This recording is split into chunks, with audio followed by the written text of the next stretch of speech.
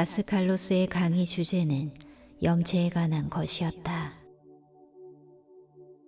강의 서두에 그는 지난 시간에 논했던 여러 가지 개념들을 요약해 주었다.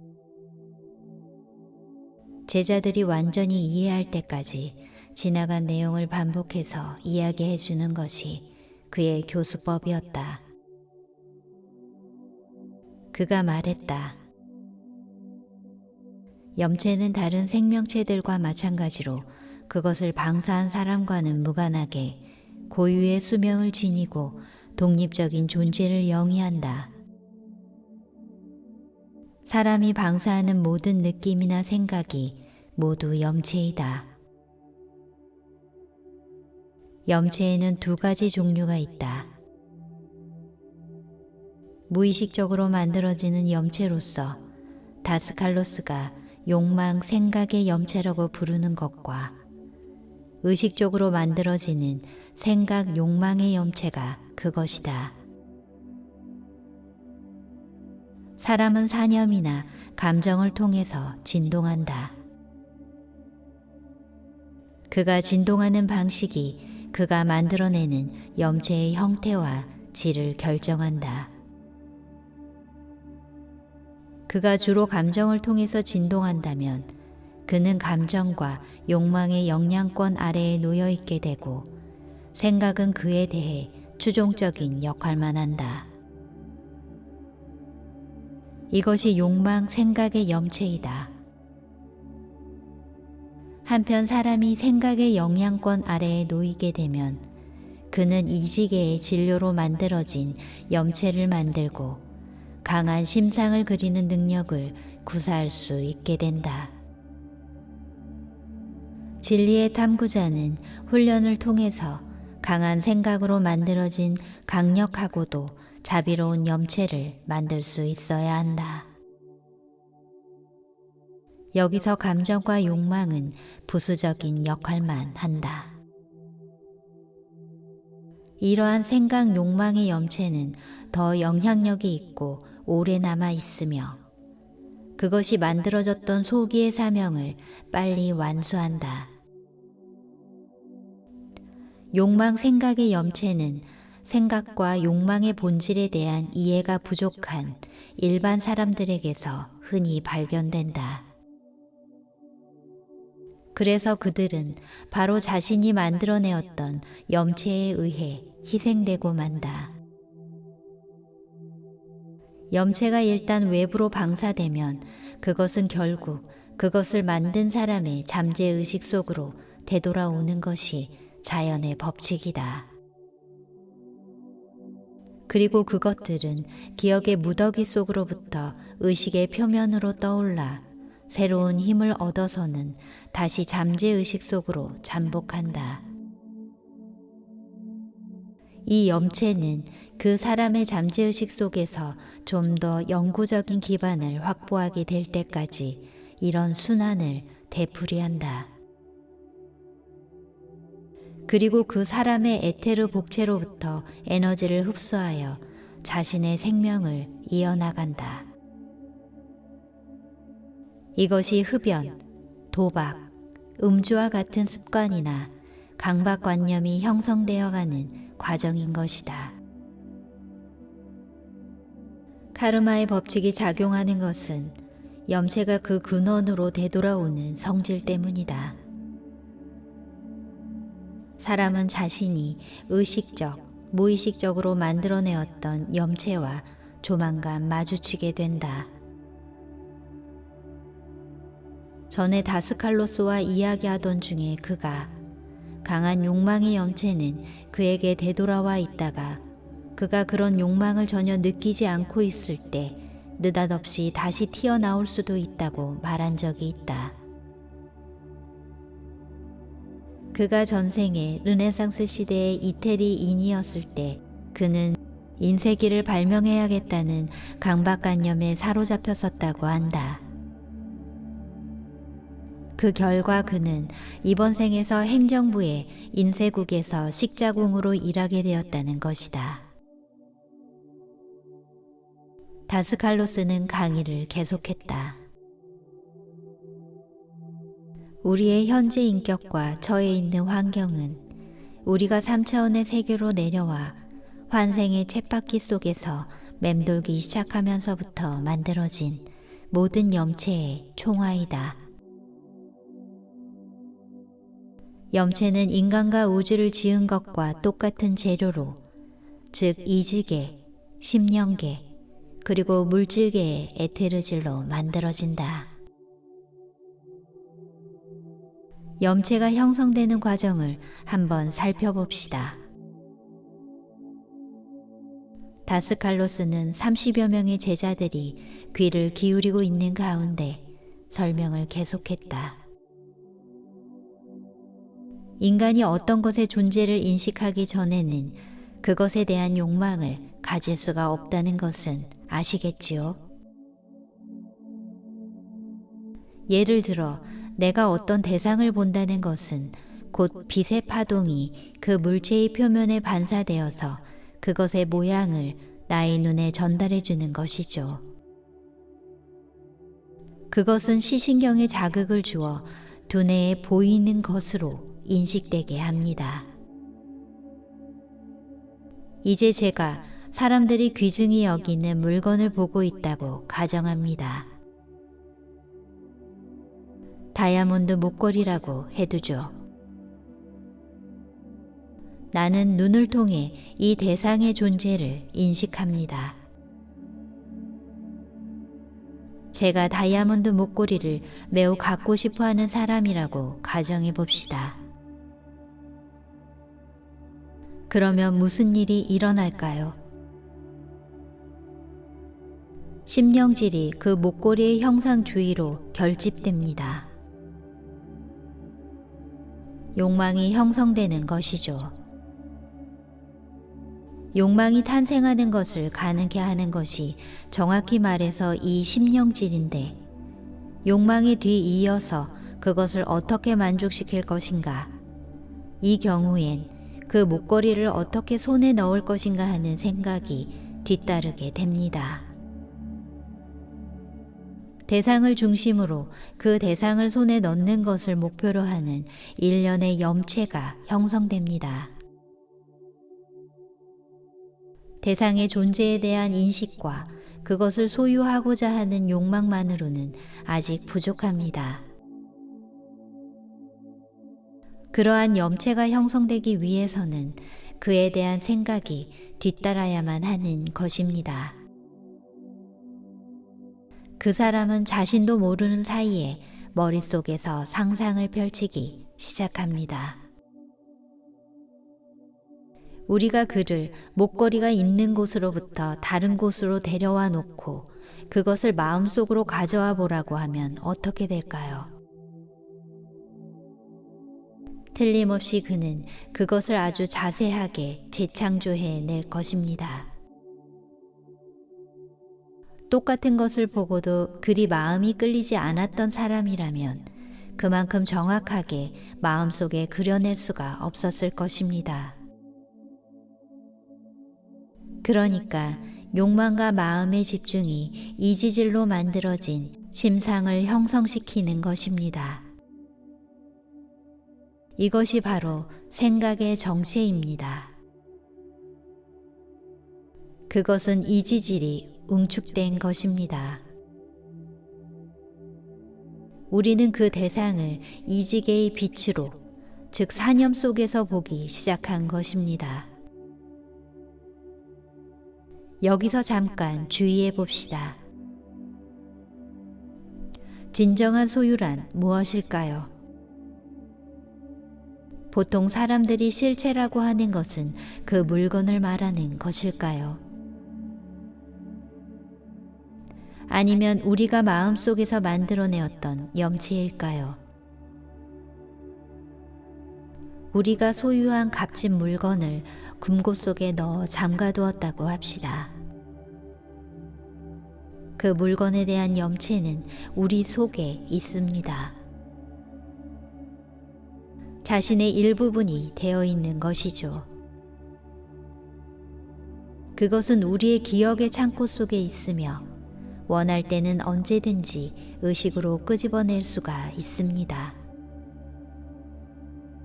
그러나 사람들에게는 그것이 실체가 아닌 것처럼 느껴집니다.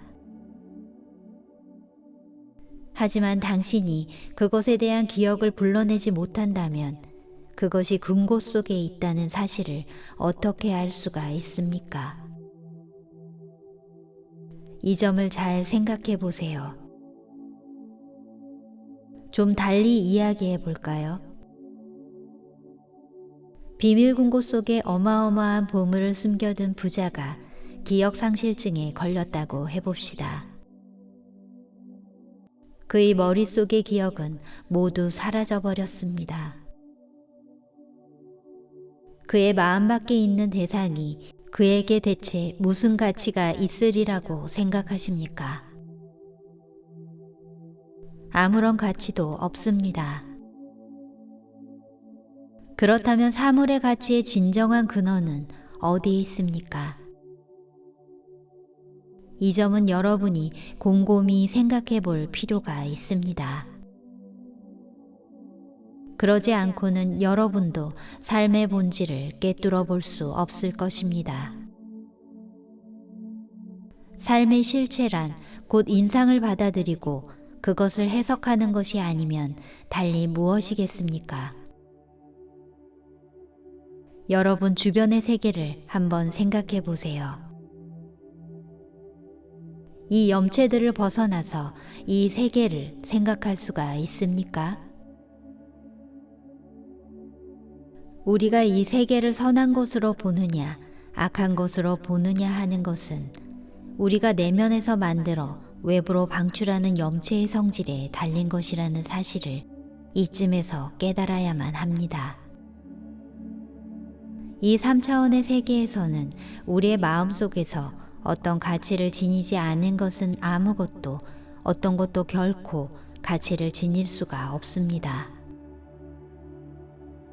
우리의 마음속에서 가치를 지닌 것이 우리의 외부에 있는 어떤 것에다 가치를 부여하는 것입니다.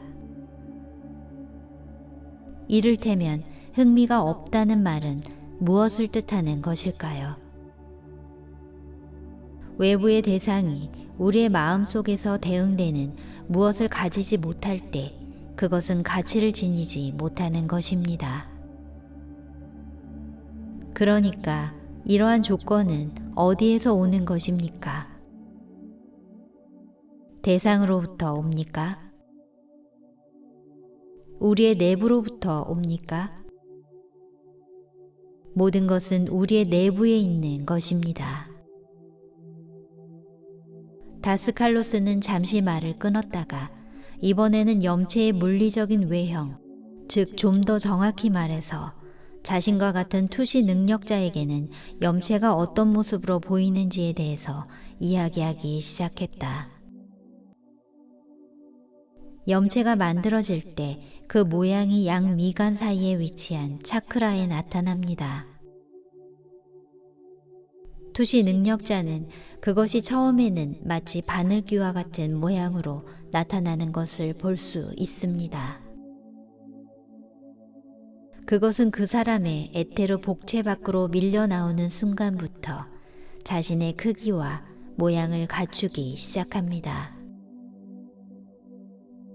그리고는 10년계로 이동해서 한 바퀴 둥글게 도는데 이 움직임의 크기는 욕망의 강도에 비례합니다. 그리하여 그것은 그 사람에게로 돌아갑니다. 이때 그것은 그의 심령체로 들어가지만 처음에 나왔던 그곳을 통해 들어가는 것이 아니라 두개골 뒤에 위치한 중추를 통해서 들어갑니다. 염체의 모양은 그 종류에 따라 다릅니다. 받고자 하는 집이나 자전거, 자동차 등의 모양이 될 수 있습니다. 이런 것들은 우리의 잠재의식 속에서 비교적 짧은 기간 동안 남아있는 욕망, 생각, 염체의 구체적 형상의 예입니다. 이러한 염체들은 아까 말했듯이 마치 유충이 먹이를 찾듯 새로운 생명의 기관을 구하기 때문에 그렇게 짧게 남아있는 것입니다. 그것은 다시 양미간의 차크라로 떠올라와서 빠져나가려고 합니다. 그러면 그의 심령체에 이와 공명되는 진동이 다시 시작됩니다. 그가 그것을 다시 기억해내면 욕망은 점차 강해집니다. 염체는 다시 한번 빠져나와서 둥근 궤도를 그리며 움직입니다. 일반인들은 무슨 일이 일어나고 있는지 깨닫지 못하죠. 염체는 그를 지배하려고 합니다. 그것이 너무나 힘이 커져서 제어하기가 불가능해지는 수도 있습니다. 그러면 그 사람은 자신의 욕망의 노예가 되어 때로는 심해지면 정신병자가 되기까지 합니다. 그러한 염체가 그 사람으로부터 에테르지를 너무나 많이 빨아들여서 문자 그대로 무련되는 수도 있죠. 분노와 증오, 자존심이 강한 느낌, 거칠애, 과시 등 우리의 이기주의에서 비롯되는 병적인 상태들은 어떻습니까? 이런 염체들은 다른 모든 염체들이 만들어지는 것과 똑같은 방식으로 만들어집니다.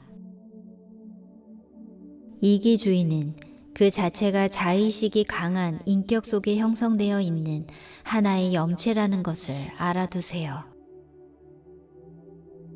그것은 많은 염체가 복합된 것입니다. 그것은 매우 민감해서 조금만 자극해도 반응합니다. 이기주의는 온갖 염체를 다 만들어낼 수 있습니다. 예를 들자면 어떤 사람에 대해서 악한 생각을 품고 있는 사람은 흔히 어두운 녹색 계통의 썩은 냄새를 풍기는 뱀 모양을 한 염체를 만들어내는 것을 보았습니다. 그것들은 미간이나 가슴으로부터 나옵니다. 그것은 우리가 의식, 무의식적으로 주목하는 대상에게로 가서 그의 오라에 달라붙으려고 합니다. 때로는 그런 염체가 왕뱀만하게 커지기도 해서 그것이 돌아오면 가슴이 터질 듯이 답답한 것을 느끼게 됩니다. 사람들이 그러한 염체를 하루에도 얼마나 수도 없이 만들어내는지를 생각해 보셨습니까? 그들이 자신이 방사해내는 염체의 모습을 보았더라면 기겁을 할 겁니다. 이것이 흔히 악마의 눈이라고 하는 것입니다. 나는 언젠가 죄를 고백하는 사람의 모습을 그린 그림을 보았는데 그의 입에서는 뱀이 쏟아져 나오고 있었습니다. 그것이 단순히 화가의 공상이라고만 생각하지 마세요. 투시 능력자들은 실제로 이 뱀들을 봅니다. 여러분도 꿈속에서 이러한 염체들이 자신을 덮치려는 것을 종종 보시지 않습니까? 이러한 염체들은 다른 사람이 당신에게 보낸 것이거나 자신이 만들어낸 것입니다.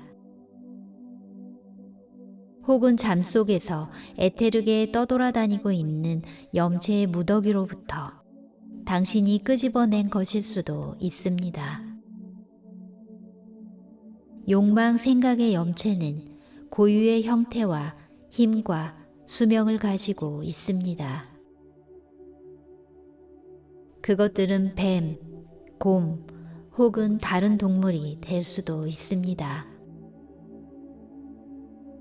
아이들은 종종 꿈속에서 그런 것들을 보고 악몽에 시달리죠.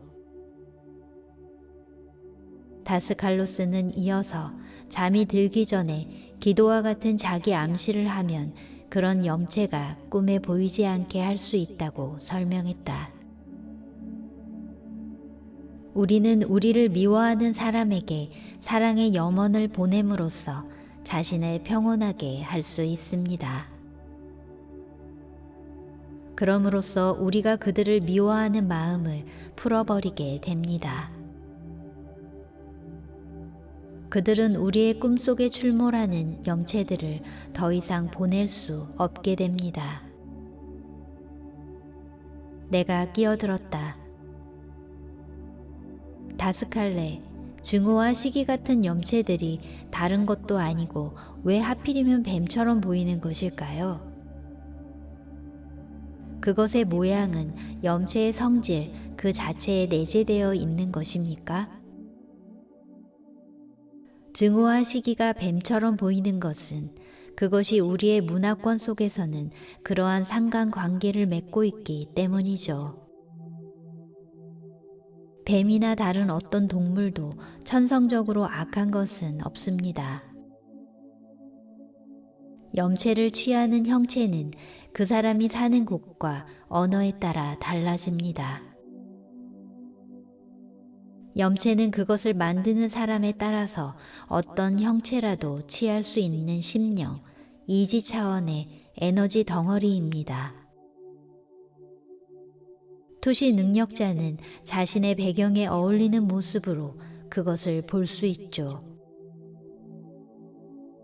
그러니까 다른 문화권의 투시 능력자라면 똑같은 염체라도 예컨대 뱀 대신 코요테의 모습으로 볼 수도 있겠군요.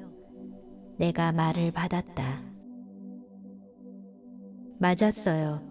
하지만 두 경우 다 그 방사된 염체와 그것의 작용 간에는 동일한 상관관계를 가지고 있다는 것을 알게 될 것입니다. 한 중년 남자가 물었다. 무의식적으로 만들어낸 염체의 힘을 중화시키고 해체시킬 수가 있습니까? 염체의 힘과 형체는 그것이 만들어진 애초의 목적이 달성될 때까지 사라지지 않는다는 것을 잊지 마세요. 우리가 자신의 생각과 행위의 결과를 감수할 각오를 하고 있지 않으면 안 된다는 이유가 바로 이것입니다. 우리는 염체에 대해서 이번 생에서만 책임을 지는 것이 아니라 다음 생에서도 책임을 져야 합니다.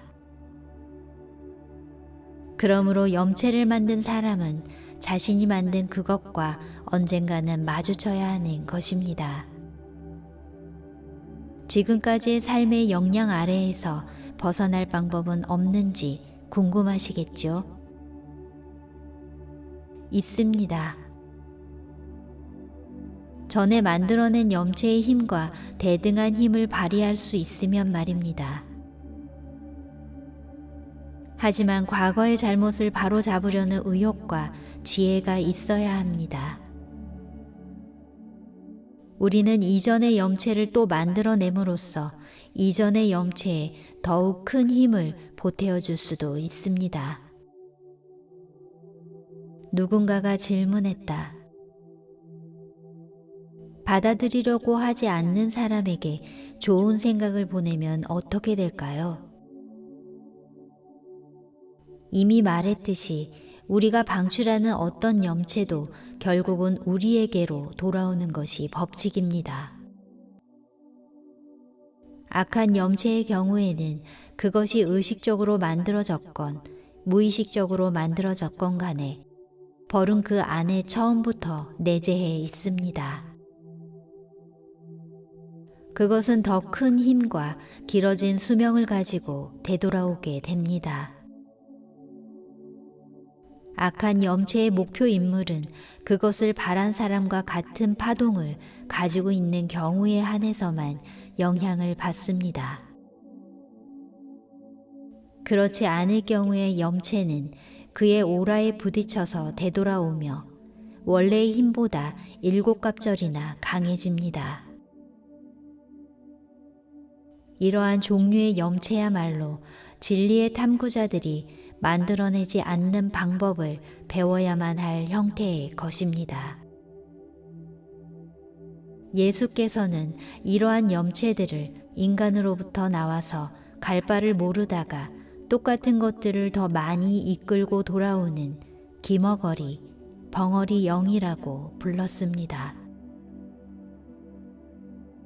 이와 비슷하게 우리가 말한 자비로운 염체도 그 대상이 받아들일 태세가 되어 있지 않을 때는 그의 오라에 부딪혀서 우리에게로 되돌아옵니다.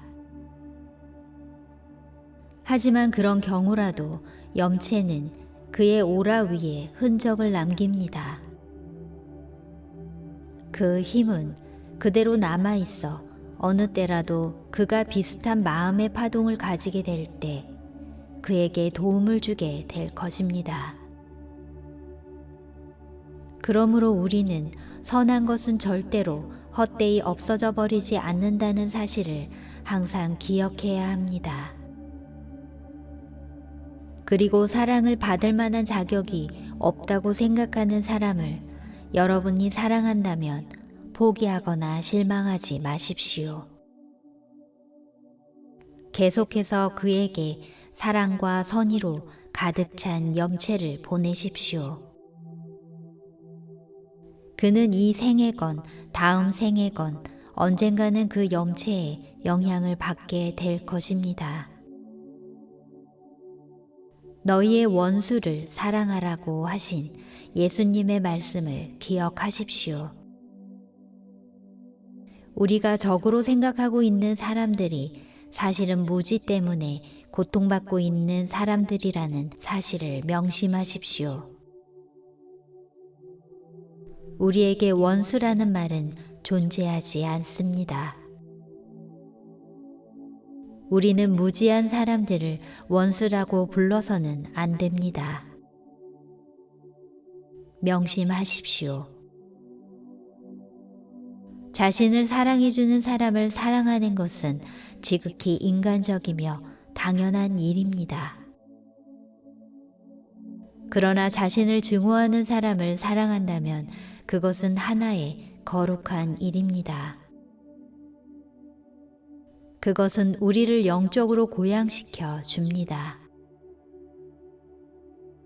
우리를 사랑하는 사람을 미워한다면 그것은 악마적인 일입니다. 불행히도 우리 사회에서는 이런 일이 너무나도 많이 일어납니다. 잠자고 있는 동안에도 염체를 만들어내나요?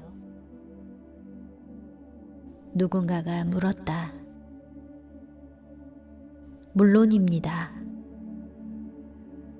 우리가 잠들었다고 할 때 잠자고 있는 것은 다만 우리의 육신뿐인 것입니다. 자의식을 가진 인격체인 우리는 여전히 관념적 생각과 감정이라는 형태로 마음을 사용하고 있습니다. 우리는 부지불식간에 그것을 뒤섞어 염체를 만들어내어 방사합니다. 한 가지 덧붙일 것은 사람은 깨어서 일상생활 속에 빠져 있을 때보다 잠잘 때에 자신이 만든 염체의 영향을 받기가 더욱 쉽다는 것입니다. 여러분은 자신이 많은 욕망을 갖고 있으며 깨어있는 동안은 잊고 있던 것들이 잠들기 직전이나 잠들어 있는 동안에 되살아난다는 것을 알게 될 것입니다. 과거에 만들어졌던 염체와 자신의 자아로부터 공격을 당하게 되는 것은 이렇게 감수성이 예민해지는 때입니다. 이러한 이유로 진리의 탐구자들은 약속 중에 하나로서 매일 밤 잠들기 전에 몇 분씩 자아 분석을 위한 시간을 가져야만 하는 것입니다. 잠이 들려고 하는 바로 그 순간이 자신의 욕망과 생각에 대해 예민해지고 무방비 상태가 되는 시간입니다. 이때는 기억의 밑바닥에 가라앉아 있는 생각과 욕망들을 끌어올리기가 어렵지 않게 됩니다. 그러므로 그것들을 파헤쳐서 밝혀내기가 용이한 시간이 바로 이 순간인 것입니다. 마음을 올바로 사용하는 방법을 깨우침으로써 우리는 자신이 진정 누구인지를 깨닫게 되며 우리의 진정한 자아와 우리를 노예처럼 구속하고 있는 주변의 환경을 분별할 수 있게 됩니다.